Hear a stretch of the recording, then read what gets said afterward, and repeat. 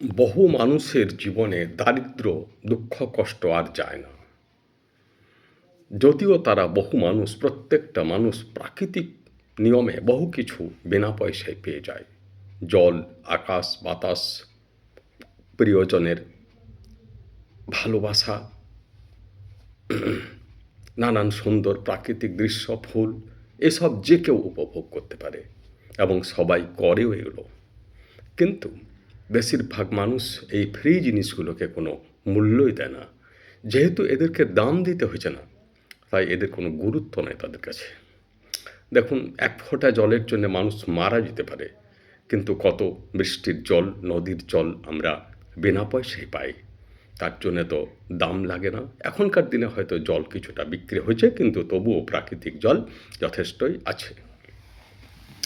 ধরুন, অক্সিজেন, নার্সিংহোমে অক্সিজেন কিনতে গেলে প্রচুর দাম, কিন্তু সেই অক্সিজেন আমরা আকাশ বাতাস থেকে বিনা পয়সায় অহরহ প্রতি মুহূর্তে প্রয়োজন প্রয়োজন অতিরিক্ত আমরা কিন্তু বিনা পয়সায় পেয়ে যাচ্ছি। কিন্তু দেখুন, সেদিকে মানুষ ধ্যান দেয় না।